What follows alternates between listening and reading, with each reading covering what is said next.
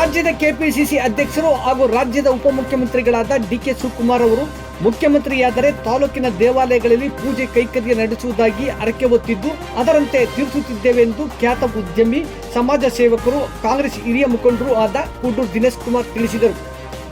ಅವರು ಬೆಂಗಳೂರು ದಕ್ಷಿಣ ಜಿಲ್ಲೆ ಚನ್ನಪಟ್ಟಣ ತಾಲೂಕಿನ ಮಾಳಗಾಳು ಗ್ರಾಮದ ದೇವಾಲಯಗಳಲ್ಲಿ ಪೂಜೆ ಕೈಂಕರ್ಯ ನೆರವೇರಿಸಿ ಪ್ರತಿ ಮನೆಗಳಿಗೆ ಲಡ್ಡು ಬಾಕ್ಸ್ ವಿತರಣೆ ಮಾಡಿ ಜಿಲ್ಲೆಯ ಜನರ ನಾಡಿಮಿಡಿತ ಸಂಗ್ರಾಮ ಟಿವಿ ಜೊತೆ ಮಾತನಾಡಿದರು.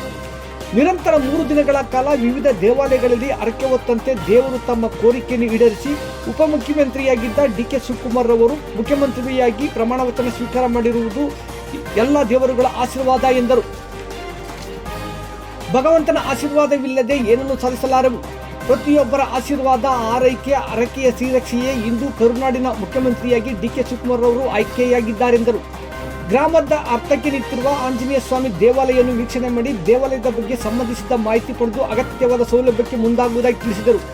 ಗ್ರಾಮದ ಮಹಿಳೆಯರ ಬಳಿ ತೆರಳಿ ಅವರ ಕುಂದುಕೊರತೆಗಳನ್ನು ವಿಚಾರಿಸಿದರು. ಈ ಸಂದರ್ಭದಲ್ಲಿ ಕಾಂಗ್ರೆಸ್ ಯುವ ಮುಖಂಡ ಕೆಪಿ ಪ್ರದೀಪ್ ಕುಮಾರ್ ಕೂಡ್ಲು, ಮಾಳಗಾಳು ನವೀನ್ ಹಾಗೂ ಹಲವಾರು ಮಂದಿ ಮುಖಂಡರು ಹಾಜರಿದ್ದರು. ಮೊದಲನೇದಾಗಿ ಇವತ್ತು 2ನೇ ದಿನದ ಕಾರ್ಯಕ್ರಮ. ಮೊದಲನೇ ದಿನ ಕೂಡ್ಲೂರು ಪಂಚಾಯತಿ ವ್ಯಾಪ್ತಿಯ ಪೂರ್ತಿ ಗ್ರಾಮಗಳನ್ನೆಲ್ಲ ನಾವು ಹೋಗಿ ಮನೆ ಮನೆಗೂ ಸ್ವೀಟ್ ಬಾಕ್ಸ್ ವಿತರಣೆ ಕಾರ್ಯಕ್ರಮ ನಿನ್ನೆ ಕೂಡ್ಲೂರು ಪಂಚಾಯತಿ ಕಂಪ್ಲೀಟ್ ಮಾಡಿದ್ವಿ.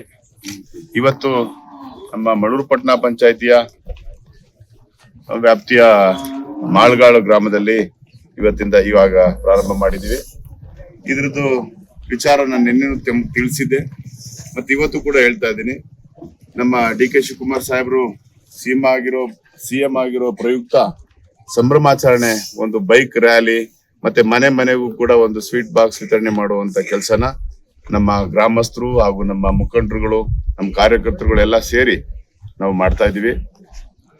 ಈ ಒಂದು ಸುಸಂದರ್ಭ ನಮ್ಗೆ ಬಹಳ ಖುಷಿ ಕೊಟ್ಟಿದೆ. ಈಗ ಈ ಭಾಗದ ಜನ ಎಲ್ಲ ಬಹಳ ಒಂದು ಆಸೆ ಇಟ್ಕೊಂಡು ಡಿ ಕೆ ಶಿವಕುಮಾರ್ ಅವರು ಸಿಎಂ ಆಗ್ಬೇಕು ಅನ್ನೋ ಒಂದು ಆಸೆ ಇಟ್ಕೊಂಡು ಇದ್ ಮಾಡಿದ್ರು.